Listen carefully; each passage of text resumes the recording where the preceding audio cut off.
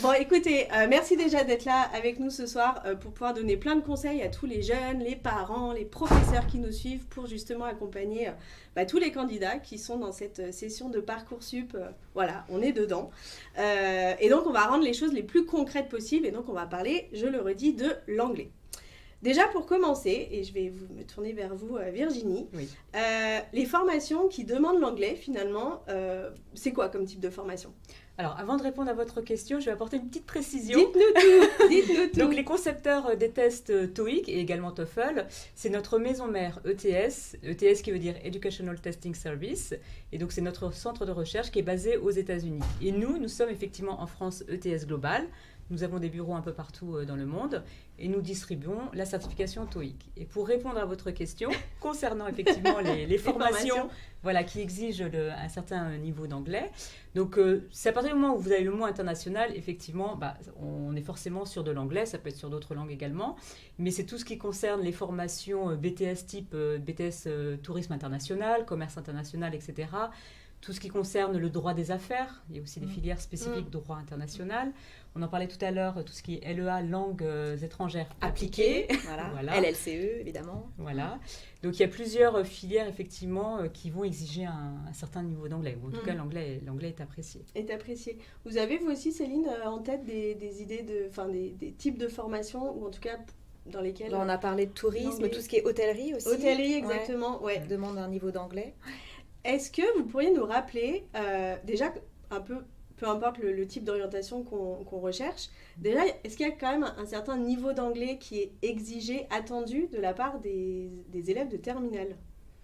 Alors, Virginie. Pour les exigences au niveau terminal, on sait pour les lycéens, les terminales, c'est d'avoir un niveau B2.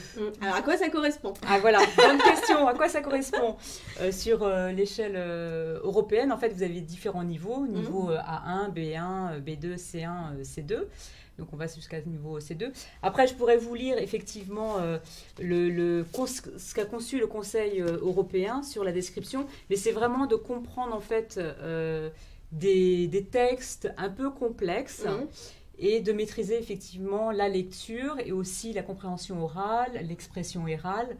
Donc ça reste un niveau assez important quand même pour ce niveau B2 qu'on va retrouver ensuite dans les études supérieures également. C'est intermédiaire supérieur, quoi. C'est ça, le niveau B2. On vous affiche à l'écran, vous voyez la petite échelle justement de correspondance. Voilà. Effectivement, c'est pas du débutant, mais on ne demande pas non plus à un élève de terminale de sortir bilingue du lycée. On est bien, hormis secteur très particulier. Voilà. Mais là-dessus, on est bien d'accord, ça donne le cadre. Donc au niveau des compétences un peu générales dues aux enseignements justement de l'anglais, vous venez de le répondre. Comment on sait justement si finalement la formation ou les domaines de formation dans lesquels on a envie de s'orienter, comment on peut connaître les niveaux attendus justement ?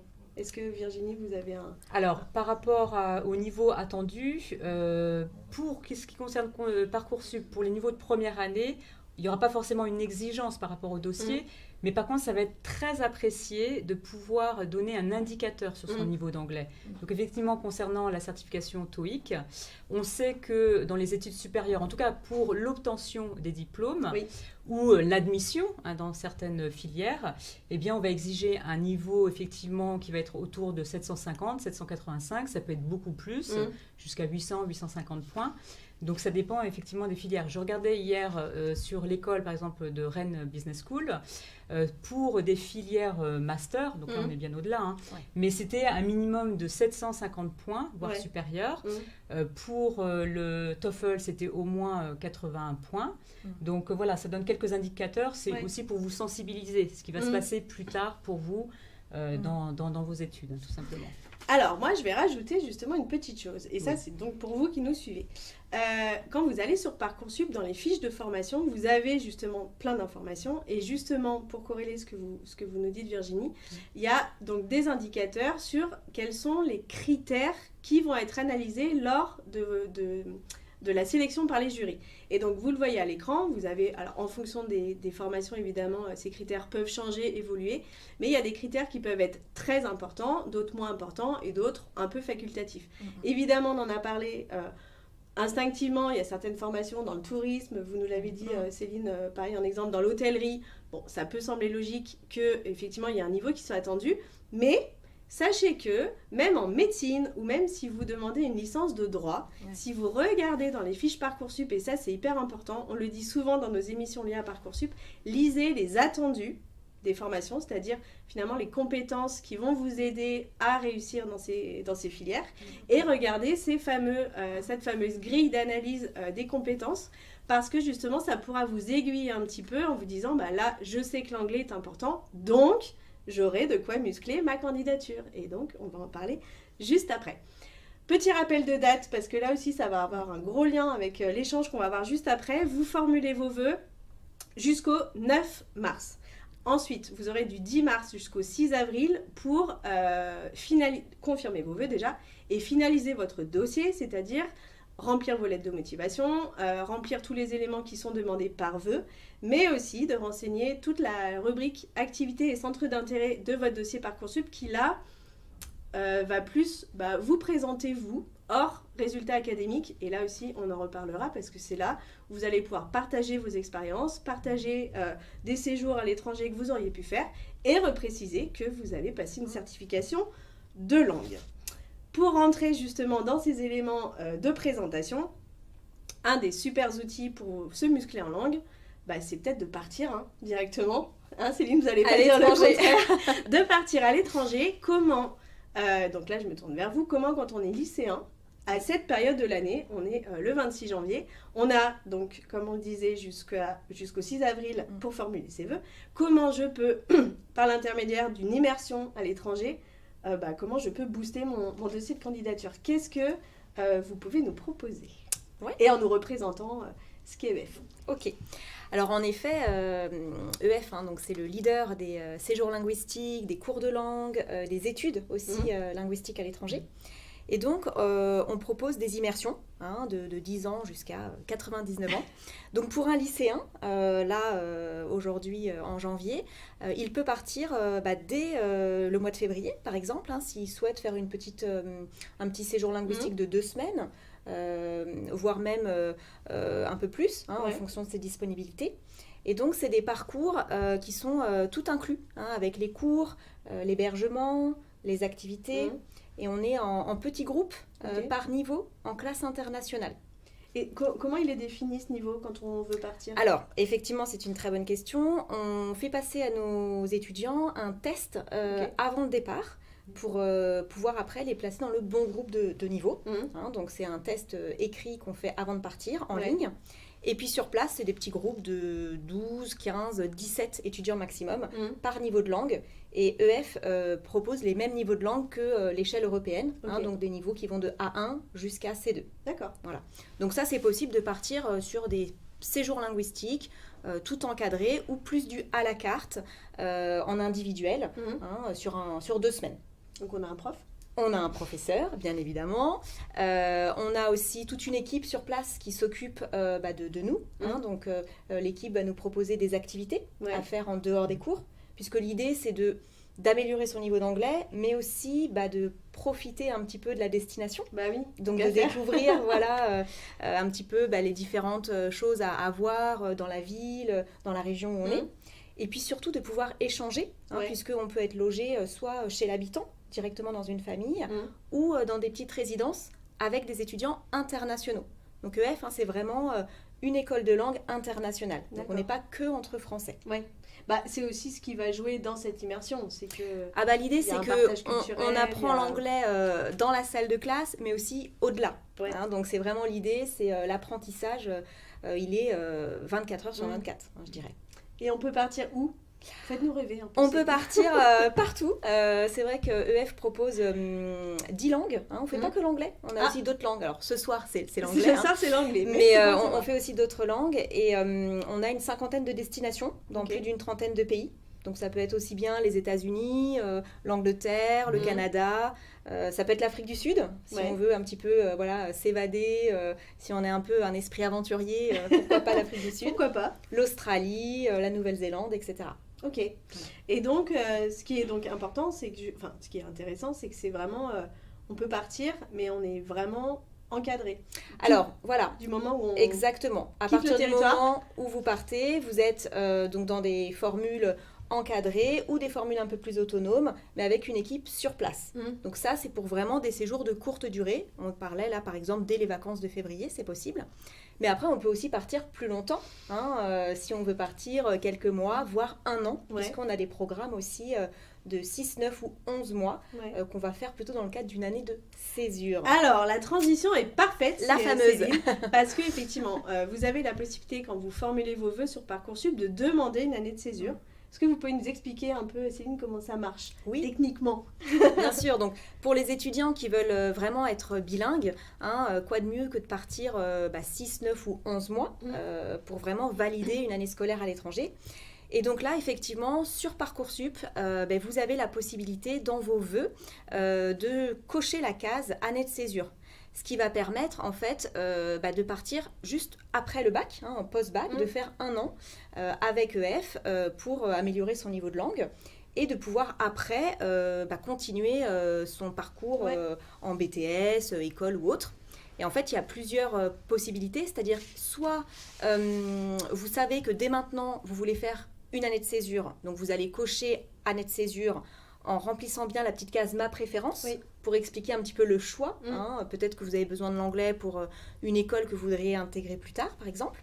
Et du coup, dans ce cas-là, l'année suivante, vous pourrez refaire vos vœux sur la plateforme avec le même numéro étudiant pour expliquer que vous êtes parti en année de césure et que vous postulez donc à telle ou telle école. Ou vous pouvez aussi dès maintenant choisir votre école dans la liste des 10 vœux, cocher aussi la case année de césure. Et si vous obtenez votre école, là, quand vous aurez les résultats en juin, c'est ça ? Le 1er juin. Voilà, le 1er juin. Vous pouvez vous mettre en contact directement avec l'établissement pour qu'ils vous gardent la place, s'ils sont OK, pour l'année suivante. Et du coup, vous partez en année de césure et vous savez que votre place est gardée pour l'année suivante. Et donc, vous n'avez pas à refaire vos vœux sur la deuxième année. Parce qu'on sait quand on revient de cette fameuse année, on a sa place dans la formation. Exactement, voilà. Donc ça, c'est vraiment... l'année de césure, aujourd'hui, c'est de plus en plus commun de faire une année de césure en France. Je crois que c'est depuis 2018 que c'est vraiment reconnu en France. À la base, c'est plus dans les pays anglo-saxons, dans les pays scandinaves. Mais vraiment, aujourd'hui, c'est de plus en plus d'étudiants le font. Et nous, je crois que c'est 70% de nos étudiants qui partent 1 an avec nous, qui partent en post-bac. J'allais dire, en préparant l'émission, c'est ce que vous nous avez dit. Il y a de plus en plus de jeunes demandes, qui, après le bac, et donc n'hésitez pas, parce que c'est vrai que ça reste quand même une super belle opportunité, d'avoir ce petit temps de transition entre la fin du lycée et le début de ses études sup. C'est vrai que de partir comme ça 1 an à l'étranger, ça vous permet de grandir, de mûrir un petit peu le projet. Parfois, à 18 ans, c'est hyper dur de savoir qu'est-ce qu'on veut faire, quelle étude, quel travail, etc. Donc, ça permet de mûrir le projet, de grandir aussi personnellement et de revenir avec un super bagage linguistique pour après faire ses études ou aussi peut-être trouver plus facilement des stages en entreprise à l'étranger par la suite ou de refaire un échange avec Erasmus, par exemple, ou autre. Et du coup, peut-être de viser plutôt le côté trilingue en choisissant une 3e langue par la suite. Non, c'est effectivement une super belle opportunité. Et donc, vous parliez des plus courts séjours dans un premier temps, parce que là, vous êtes complètement dans le bon timing, justement, pour en profiter. Ça, c'est quelque chose à valoriser, soit dans vos lettres de motivation, justement, pour chacun des vœux, en fonction des vœux que vous allez formuler, des formations que vous voulez viser, parce que c'est quand même une expérience personnelle qui a eu du sens. Oui, parce que je crois que dans les vœux de chaque école, on peut expliquer un petit peu la motivation de pourquoi on postule. Oui, c'est obligatoire d'ailleurs. Pour valider vos vœux, vous êtes obligé de remplir ce fameux projet de formation motivée, qui est la lettre de motivation. Alors, c'est très court. C'est pas le sujet du jour, mais c'est très court. Donc, il faut être concis. Mais ça, pour le coup, ça démarque quand même. Clairement. Avec si on a fait un petit séjour linguistique, je pense qu'il faut le mettre. Même si on a passé son TOEIC aussi, je pense que c'est bien de le mettre. On y reviendra. Mais en plus de la lettre de motivation, c'est aussi, et ça on le redit, à valoriser dans la catégorie qui s'appelle activité et centre d'intérêt. Parce que justement, vous allez pouvoir... C'est là, en fait, cet espace qui va pouvoir vous présenter hors notes académiques. Donc, là aussi, on déborde, c'est les jobs, c'est du babysitting, c'est des choses comme ça. Du volontariat, des choses comme ça. Mais de dire que vous êtes parti en vacances avec vos parents en Espagne ou que vous avez fait un séjour linguistique peu importe la destination, en tout cas, quelle a été la motivation de le faire, c'est toujours des éléments qui peuvent être différenciants. C'est un vrai atout, je pense, pour une candidature. D'accord. Complètement. Complètement, Marie. J'ai une question pour vous, Céline, justement, qui arrive du chat. N'hésitez pas à nous poser vos questions et qu'on puisse les faire remonter à nos 2 intervenantes ce soir. C'est l'occasion, on est en direct, donc on peut répondre à toutes vos questions. Est-ce que vous pourriez nous donner une échelle de tarifs, de budget à prévoir en fonction du type de formule que vous proposez et peut-être en fonction des destinations aussi ? Ouais. Donc en gros, pour vous donner une fourchette, sur des courts séjours de 2 semaines par exemple à l'étranger, on va être sur un budget de à peu près 1 300 1 500 euros hors vol, juste les cours, l'hébergement, les repas. Sur un projet plus de 3 mois, parce qu'on peut partir aussi, donc comme je le disais un petit peu à la carte, on va être sur un budget plutôt de 6 à 8 000 euros. Après, si on est plus sur un projet d'un an, donc 6 mois, 1 an, un semestre, ça va être l'équivalent de 11 à 14 000 euros. Et vraiment, sur 1 an, l'année complète, on va être sur du 15 à 20 000 euros. Et ça inclut les cours, l'hébergement, les repas, hors billets d'avion. D'accord. Mais ça reste quand même du tout inclus. Tout à fait, hors vol. Ok. Mais sur place, tout est inclus. Bon. Donc là, on a parlé de la manière, un des outils en tout cas, pour perfectionner son anglais, vivre une expérience assez cool quand même, quand on est lycéen, en terminale, qu'on a fini le lycée, de pouvoir partir à l'étranger, on le sait, puis rencontrer des étudiants du monde entier. Aussi. Ils sont avec des jeunes qui viennent de... Il y a plus de 100 nationalités dans nos écoles, donc c'est super. Donc c'est quand même une expérience on a plein de souvenirs, on a des amis du monde entier. Oui, puis vous l'avez dit, ça fait mûrir. Ah ben clairement. Quand même. Nous, on voit la différence entre nos étudiants qui avant et après. Ouais. On le sent, ça se... Ouais. Non, franchement, c'est une super expérience. Dans les deuxièmes outils qu'on a à vous expliquer justement ce soir, qui vont booster votre candidature, donc il y a cette expérience qui va donc évidemment vous permettre de vous améliorer en langue.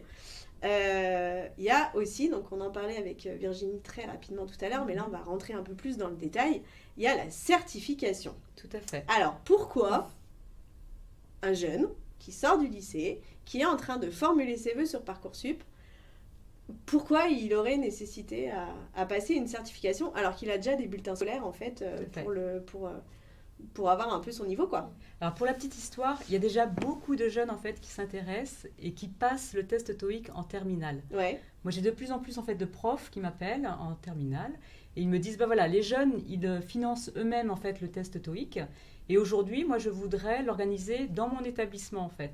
Et ça c'est possible, c'est-à-dire que vous aujourd'hui si vous êtes en terminale ou si vous êtes en première, que vous êtes là pour avoir de l'information ce soir, vous pouvez contacter votre établissement et dire voilà, c'est possible de le faire passer dans nos classes. Okay. Et dans ces cas-là, ils nous contactent, ils vont sur notre site internet. Et effectivement, on peut mettre en place une structure et ce sera beaucoup plus avantageux financièrement aussi pour eux. Donc ça, c'est tout à fait possible. Maintenant, pourquoi le passer ? Déjà, le test TOEIC, ça a une certaine notoriété en France. C'est, on va dire 80% des grandes écoles qui le font passer aussi en interne, pour, on l'a dit tout à l'heure, dans le cadre de l'admission ou l'obtention des diplômes. Donc c'est assez recherché. Et c'est un indicateur, en fait, pour les professeurs, les personnes qui étudient les dossiers. Ils savent ce que c'est, en fait. Il y a une échelle. Le score TOEIC, ça va de 10 à 990 points. Donc, c'est vrai qu'on on sait à peu près à quoi ça correspond quand on met un score TOEIC sur un dossier, sur un CV, etc.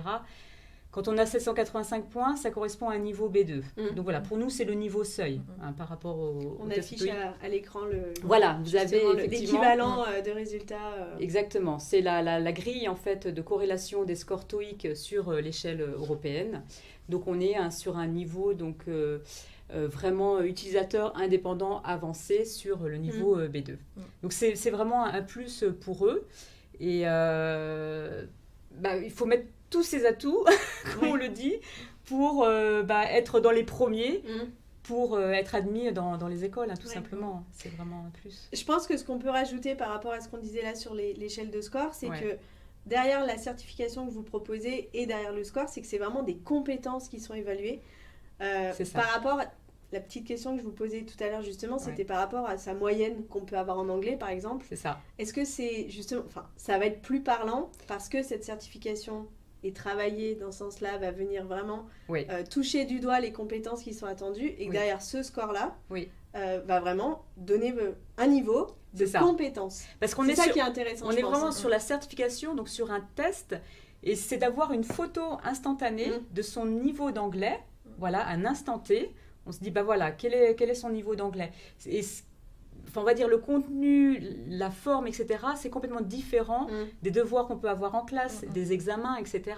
C'est complètement différent. Ce ne sera pas lié forcément à tout ce que vous avez vu, vous, en classe, mais peut-être à des choses que vous avez vues aussi à l'extérieur, ou dans des films, ou en partant à l'étranger, etc. Donc, et peut-être que vous serez plus à l'aise aussi par rapport à ça, parce que ce sera neutre. C'est ça qui est important à savoir, c'est un test neutre, indépendant, qui a une certaine valeur ajoutée. Et on teste en fait d'autres capacités aussi à savoir. Ça, c'est important, c'est effectivement le niveau d'anglais, mais il y a d'autres compétences qu'on appelle c'est un test psychométrique en fait. Donc on va évaluer la gestion du temps, puisque c'est un test qui dure 2 heures, c'est chronométré. La gestion du stress, parce qu'on alterne toujours entre des questions faciles et difficiles tout au long du temps. Et la confiance en soi, puisque c'est un test QCM. Vous avez 3 ou 4 réponses possibles, A, B, C ou D. Et c'est à vous de trouver la bonne réponse. Et il n'y a qu'une bonne réponse. Et parfois, il y a des nuances, des choses comme ça. Donc voilà, c'est tout ça qui est évalué. Ça, justement, je voulais qu'on revienne sur les modalités justement de ce test. Comment ça se passe ? Donc vous l'avez dit, ça dure 2 heures, c'est sous forme de QCM. Mais concrètement, qu'est-ce qu'on va avoir comme type d'épreuve ? Est-ce que vous pouvez nous dire un peu tout ça pour que ce soit bien concret pour les personnes qui vont se préparer? Oui, je comprends bien. Donc en fait, à savoir sur la structure du test, donc vous avez une partie listening, donc compréhension orale, qui dure 45 minutes. Et là, c'est vraiment chronométré, c'est-à-dire que vous avez des questions, vous avez 4-5 secondes pour cocher la bonne réponse, et on passe à la question suivante. On ne peut pas revenir en arrière. Donc ça demande une certaine concentration. D'accord ? Donc première partie, 45 minutes. Deuxième partie, celle-ci elle va durer 1h15. On est sur la compréhension orale, la partie reading, qui dure 1h15. Et là, on va travailler à son rythme. Donc après, il y a différentes astuces. Peut-être qu'on va commencer sur la dernière partie, où il y a tous les textes à analyser, etc., qui prend un peu plus de temps. Mais ça, c'est vraiment à chacun, ces techniques, de pouvoir aussi s'entraîner auparavant. On en parlera de la préparation. Mais par rapport au contenu du test, donc on commence sur la partie reading, ce sont des photos, en fait, vous allez avoir des descriptions par rapport aux photos et à vous de choisir la bonne description. Ensuite, vous allez avoir un jeu de questions-réponses, tout simplement. Donc il y en a plusieurs.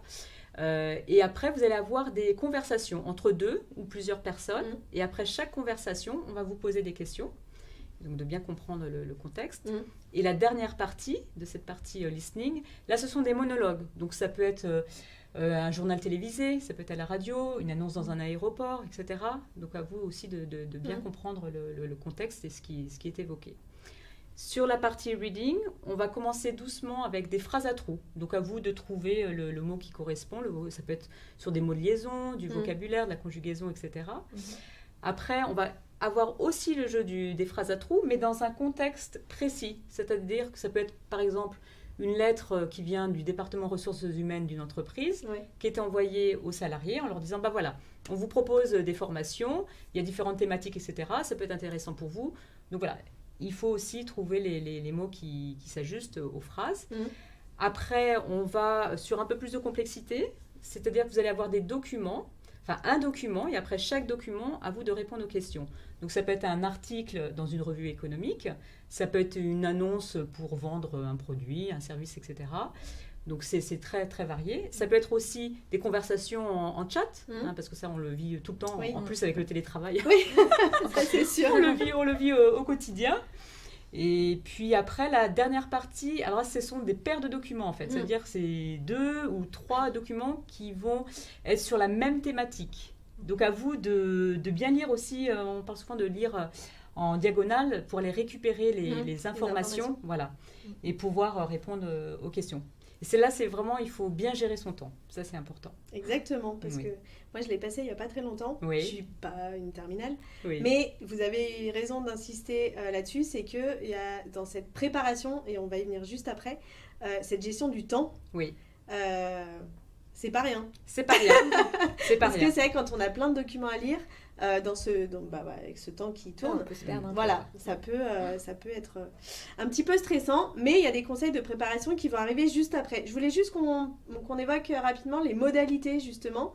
De passage du voilà, test. pour D'accord. réserver son TOEIC, comment ça se passe, où est-ce qu'on le passe, dans quelles conditions. Oui. Est-ce que vous pouvez nous dire un peu tout ça? Oui. Alors, c'est assez simple. Vous allez sur le site internet etsglobal.org et tout de suite, en fait, c'est la première page qui s'affiche. Voilà, vous voyez. Donc, vous avez en haut à droite s'inscrire à un test et vous avez cette page qui s'affiche à l'écran avec toutes les sessions. Alors, par contre, c'est géolocalisé. Ouais. C'est-à-dire que si vous êtes à Rennes, vous allez voir les centres les plus proches de Rennes qui vont apparaître en priorité. D'accord ? Et donc, il suffit de cliquer sur s'inscrire. À savoir qu'il y a un tarif, il y a une option pour une remise pour les étudiants et lycéens. Donc, n'oubliez pas de cocher la petite case étudiant. Ça marche aussi pour les lycéens. Vous avez une réduction de 17 €. Le prix du test, il est à 158 €. Et vous avez cette fameuse réduction. Donc, n'oubliez pas de cocher cette case parce que c'est pas automatique.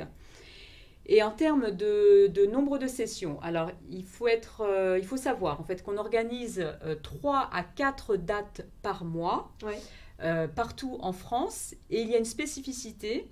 Alors, on va dire aujourd'hui, à 80-90%, vous allez passer le test dans nos réseaux, dans nos centres, dans le réseau, et ça va être en version papier-crayon. D'accord ? On va cocher des petites cases au crayon à papier. Par contre, on développe en ce moment le réseau, et là sur Paris, c'est à 100%, c'est sur ordinateur. C'est-à-dire qu'on se déplace dans le centre toujours en présentiel, mais on va passer le test sur ordinateur. Et ce qui est très bien, c'est que vous passez le test le matin, l'après-midi, vous recevez le résultat. D'accord. J'allais vous demander, sous combien de temps, quand on passe le test en format centre d'examen écrit, sous combien de temps on peut avoir ces résultats? Parce que justement, ça à prendre en compte dans l'organisation de sa session. Absolument. Alors, si vous vous inscrivez à une session sur ordinateur, en centre de test, donc j'ai dit tout à l'heure, à Paris, on est à 100% dans notre centre ETS Global rue Taitbout à Paris. Par contre, on déploie en fait ce réseau-là. On a démarré des sessions sur Lille, Strasbourg, Bordeaux, etc. Donc, ça va venir de plus en plus. Donc, effectivement, vous avez les résultats le jour J du test. Pour les autres sessions qui se déroulent en version papier-crayon, il faut compter 10 à 15 jours. Voilà. Donc, effectivement, il faut bien maîtriser son calendrier, on va dire. Voilà. Tout en sachant aussi que pour s'inscrire, il y a un délai, c'est-à-dire qu'on clôture les inscriptions 11 jours avant la date du test. Donc, il faut bien anticiper son inscription pour qu'elle reste visible en fait sur l'écran. Il y a la correction express où là, effectivement, vous pouvez demander cette option payante et là, vous avez les résultats. Il faut compter un peu plus rapidement. Voilà, un peu plus 5 jours à peu près. D'accord. En tout cas, et ça, alors, on vous remettra le lien du replay. On a fait une émission avec votre collègue, justement, il n'y a pas très longtemps, qui nous avait donné aussi plein de conseils sur la préparation du TOEIC. Je me souviens que son conseil principal, c'était l'anticipation. Oui. Parce que justement, et on le redira jamais assez, il y a un calendrier avec Parcoursup à respecter. Vous avez donc jusqu'au 6 avril pour finaliser vos vœux, finaliser votre dossier et donc apporter cette information qui va justement pouvoir booster un peu votre dossier. Si vous y prenez trop tard et que vous recevez vos résultats le 7 ou le 8, vous ne pourrez pas le mettre dans votre dossier Parcoursup. Ce serait dommage. Donc voilà. Alors, juste une précision, justement, cette information-là, vous l'avez. C'est-à-dire que si ce soir, vous allez sur le site internet, ou même maintenant, on vous indique, en fait, il vous reste 5 jours avant la clôture. D'accord. Tout est indiqué. Et on vous indique aussi le nombre de places qu'il reste. 14 jours, 14 places, 5 places, etc. Donc, ça permet aussi d'évaluer, de savoir exactement à quel moment vous s'inscrire. Anticiper. Voilà. On a parlé du prix, donc vous nous avez dit effectivement, donc si vous êtes étudiant, lycéen, vous bénéficiez d'une réduction, donc ça c'est quand même pas négligeable. Ce n'est pas un code promo, il faut cocher la case. On m'a dit, c'est important. Il faut, et vous verrez au moment de réserver votre session, tout sera calculé automatiquement, mais voilà, vous pouvez bénéficier de cette petite réduction. C'est une question qui nous vient du chat, justement, Virginie. Est-ce que c'est difficile d'avoir un bon score au TOEIC ? Ça dépend de votre niveau initial, je dirais. Moi, je ne vous connais pas personnellement, mais effectivement, c'est très difficile de répondre à cette question aujourd'hui. Déjà, voyez vos notes que vous avez actuellement. Demandez à votre professeur, renseignez-vous un petit peu à ce niveau-là. Mais le tout, c'est de... peut-être en effectuant une préparation, vous aurez déjà une petite idée de votre niveau d'anglais. Et puis c'est en passant le test, vraiment là, vous aurez un vrai niveau. Mais est-ce que c'est difficile ? En préparant bien la certification, en écoutant de la musique, en regardant les vidéos. Les jeunes, ils vont beaucoup, ils regardent beaucoup des vidéos en anglais maintenant. C'est chouette parce qu'il y a plein de films, de séries, etc. On peut s'auto-former. Ouais. C'est ça, on peut s'auto-former. On apprend. Et plus on écoute ces fameuses séries sur différentes plateformes, plus l'oreille, en fait, elle travaille et elle s'habitue. Et ça, c'est super aujourd'hui. Moi, je trouve que c'est vraiment un atout par rapport à ça. Il y a des outils, effectivement, maintenant à disposition. Je vais... évidemment parler justement du partenariat qu'on a avec vous justement sur l'application et le site web qui permettent de préparer le TOEIC ou justement, et ça en corrélation avec ce que vous disiez tout à l'heure, il y a tous ces outils de regarder des films, d'écouter des podcasts, plein de choses.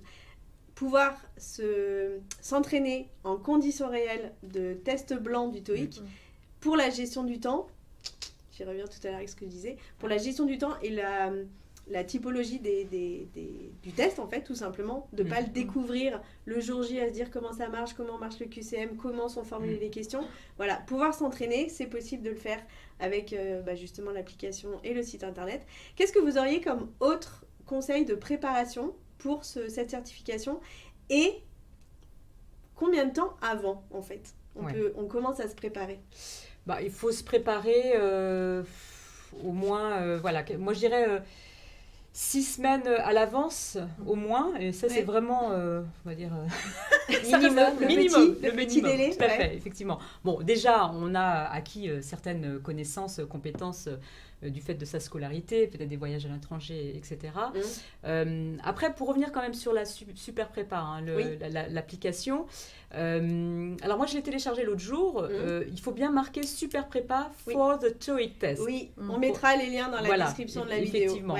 Et ce qui est intéressant à savoir, et ce qui est important aussi à savoir, c'est que dans cette application, on a du contenu authentique qui vient de précédents tests. De précédents tests, exactement. Ce qui permet d'avoir une vision réelle, en fait, des vraies réponses de son niveau aujourd'hui avec des tests d'entraînement. Il y a ça, il y a aussi, on a eu un partenariat avec Hachette et on a aussi du contenu, donc c'est quand même assez enrichissant et valorisant pour se préparer. Après, il y a d'autres outils, effectivement, il y a des ouvrages aussi de Hachette qu'on peut trouver en librairie, chez des distributeurs. Vous avez la Bible officielle de Hachette, où là, vous avez beaucoup d'exercices, plus des tests blancs. Vous avez un autre ouvrage qui sont les tests corrigés. Donc là, c'est purement 2 tests blancs, et qui sont différents de ceux que vous pouvez trouver sur la Bible officielle, parce que souvent, on nous pose la question. Et puis, vous avez un 3e ouvrage, c'est vocabulaire et grammaire, où là, on va vraiment travailler les différentes thématiques. Parce qu'au test TOEIC, vous avez 8 thématiques à savoir. Vous avez tout ce qui concerne la vie au bureau, tout ce qui concerne, si on prend, ça peut être la production, les achats, les ressources humaines, tout ce qui concerne le recrutement, tout ce vocabulaire, en fait, sur différentes thématiques qu'on retrouve dans un contexte professionnel.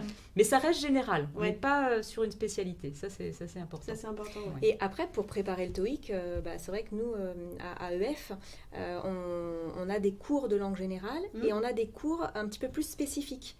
Donc, on peut aussi choisir comme thématique préparer un examen. Ah, ok. Donc là, les étudiants peuvent tout à fait avoir des cours plus spécifiques sur la préparation d'un examen ou l'anglais business, parce qu'il peut y avoir des thématiques en corrélation avec le TOEIC. Donc effectivement, de faire une immersion avec des cours intensifs, avec cette préparation un petit peu examen, ça prépare ça permet d'être à l'examen du TOEIC. On peut tout à fait partir plusieurs semaines avec EF, et à son retour, passer le TOEIC avec ETS. Et puis en plus d'avoir vécu cette expérience d'immersion à l'étranger, on a quand même des chances de grappiller quelques points sur son score. Clairement, on habitue son oreille. En plus, ça c'est vrai. Donc il y en a plus de réflexes. Pour le listening, là, on est ça peut être pas mal. J'ai une question qui revient et qui était venue pas mal dans la préparation de cette émission. Cette certification est valable combien de temps ? Alors, la certification, elle est valable pour une durée de 2 ans. Ok. Donc là, nous sommes le 26 janvier 2023. Alors, c'était hier, en fait. Il y avait une session publique le 25 janvier, donc valable jusqu'en 2025. D'accord. 2 ans. Parce qu'on estime qu'au bout de 2 ans, faut se mettre à la place, en fait, des recruteurs, entre guillemets, et des personnes... bon, là, on s'adresse à des jeunes, mais si je parle de la vie active... Faut pratiquer. Faut pratiquer, Oui. quoi. Et si la personne n'a pas pratiqué pendant 2 ans, bah, peut-être que son niveau a baissé. Ou Donc au on a contraire, au contraire. faut aussi Ou partir du augmenter. principe Effectivement. que son Ça, niveau c'est- peut être bien Ça s'est meilleur. amélioré, effectivement. Et dans ce cas-là, on repasse le test pour Ouais. prouver son niveau d'anglais à l'instant T. C'est un peu ça l'idée. C'est un peu ça l'idée. Donc si on récapitule, comme on vous a dit, il y a des formations effectivement post-bac où on se dit que l'anglais, c'est indispensable. On le redit, le commerce, les écoles d'ingénieurs, le tourisme, le commerce international, voilà, où c'est presque marqué dans l'intitulé de la formation. Mais regardez bien les attendus Parcoursup et regardez les grilles. On le remet à l'écran, un exemple de grille d'analyse de vos candidatures sur Parcoursup. Ça peut être des éléments clés justement pour vous indiquer que, oui, votre niveau de langue en anglais va être va être bien regardé, et notamment sur des formations qu'on appelle sélectives, donc des BTS, des DUT, des écoles. Donc là, il va falloir réussir à démarquer votre dossier. On part en immersion, alors sur des périodes justement plus ou moins courtes, comme vous nous aviez, ou plus ou moins longues, justement comme vous nous Il y a les l'avez deux chez précisé. EF, on peut tout faire. Plein de destinations proposées. Ça peut être dans le cadre là maintenant, mais ça peut quand même aussi être pendant l'été. Complètement. On a des débuts de session toute l'année. Donc on peut vraiment partir chaque lundi avec EF de 2 semaines jusqu'à 6 mois. Et après, on a les programmes semestre et année d'études dans le cadre d'une césure. Ouais. Mais on peut tout à fait partir 2 mois cet été, par exemple, pour améliorer son niveau en langue, avant d'intégrer l'école où on aura été sélectionné, par exemple. Exactement. Et donc, on peut aussi certifier son niveau de langue, où là, on apporte un score, comme vous l'avez dit, Virginie. Ces scores sont reconnus par les écoles, par le monde académique, mais aussi, et je vais faire un tout petit aparté là-dessus, par le monde pro, parce que là, on parle des lycéens, effectivement, qui veulent rentrer dans des formations. Ça va être aussi super bien pour vos CV, dans le cadre d'une alternance. Absolument. Parce que justement, c'est très très très bien reconnu dans le monde professionnel. Si demain vous voulez chercher votre alternance, un stage ou même un job d'été, où vous voulez donner une dimension un peu internationale à votre CV, c'est quand même mieux qu'un anglais lu, écrit, parlé, qui n'est pas très parlant. Et donc ça, voilà, je pense que c'était important de le Absolument, préciser. parce que nous-mêmes, dans notre métier, moi, je suis en relation aussi avec des responsables ressources humaines, des responsables formation, effectivement, qui reçoivent des CV ou qui, même en interne, vont faire de la formation professionnelle. Mais effectivement, pour les jeunes, ça ne peut que être un plus. Et pour, moi, j'ai entendu, mais par les écoles, en fait, qu'il fallait avoir au moins 650 points ou 785 points. Ça dépend après des niveaux, mais ce sont les profs qui me disent, voilà, mais pour telle entreprise, même pour le stage, même pour l'alternance, voilà, il faut tel score. Pour un stage à l'étranger aussi, en entreprise à l'étranger, il vaut mieux avoir un bon niveau d'anglais. Sinon, c'est vrai que c'est quand même hyper handicapant.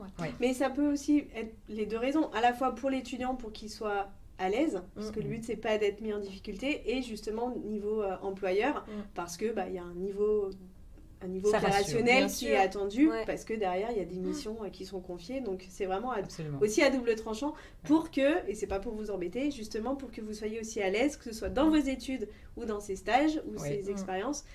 Voilà, ça s'apprend, mais pour l'entrée dans ces formations ou dans ces stages, c'est important. Mais on voit beaucoup de jeunes, en fait, qui le passent plusieurs fois, même s'ils peuvent pour s'entraîner, finalement. Il y a ça aussi, mais qui peuvent avoir 800, 850 points, mais ils veulent plus, en fait. Ils veulent au moins 900 pour vraiment avoir la place, parce que, voilà, aussi trouver une alternance, c'est pas forcément facile. Il peut y avoir aussi beaucoup de jeunes qui veulent la même entreprise, etc. Donc, effectivement, c'est un moteur, c'est motivant de pouvoir le passer dans ce cadre-là. Dans ce cadre-là. Est-ce que, parce que on a déjà bien balayé tous ces petits sujets, est-ce que vous auriez un mot de la fin pour toutes les personnes qui nous regardent ce soir ? Céline, je vous laisse le pour moi, si j'ai un mot, c'est foncer. Vivre une expérience à l'étranger, c'est vraiment... voilà, je pense incroyable. C'est une vraie expérience et ça sera un vrai atout pour vos études, votre carrière. Donc c'est vrai que je pense que partir quelques semaines ou un an, si vous avez la possibilité, c'est super. Ouais. Alors si je peux témoigner, parce que je suis partie aussi avec EF, voilà. Alors là, c'était plus dans le cadre de la formation professionnelle. Puisqu'on fait des formations pour adultes, voilà, en effet. Mais parce que la formation, c'est tout au long de la vie. C'est tout au long de la vie. C'est pas que quand on a 18-20 ans, c'est vraiment tout au long de la vie. Et c'est vrai que moi, je suis partie à Cambridge. Ouais. Et tout ce que vous avez décrit tout à l'heure, l'encadrement, l'accueil, le niveau en fait du groupe, le niveau d'anglais initial, etc., je me suis vraiment retrouvée.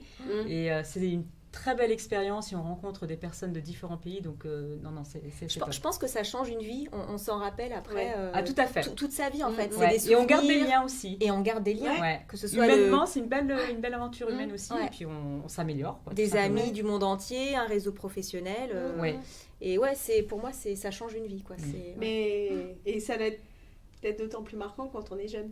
Ah bah clairement. C'est ça. Pour une première expérience, c'est ça. Plutôt déterminant. Et pour moi, pour le mot de la fin, je dirais let's go. Allez-y. Voilà, allez-y. C'est parti. Et préparez-vous aussi, c'est vrai, anticiper tous ces aspects-là parce que ça fait partie de votre vie. Hein, c'est vos choix personnels, c'est votre vie personnelle aussi. C'est de se préparer le plus tôt possible pour s'ouvrir toutes les portes en fait. Se donner toutes les chances. C'est ça qui est important. Bon, vous retrouvez toutes les informations et plein de conseils, tout ce qu'on s'est dit sur le site de EF et sur le site de TS Global. On vous mettra de toute façon toutes les informations aussi en description de cette vidéo, comme ça vous aurez tout.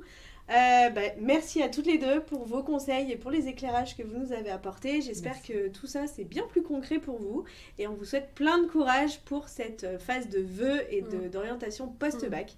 On vous dit à très vite pour de nouvelles émissions. Merci beaucoup. Merci à vous. Merci Marie. Merci.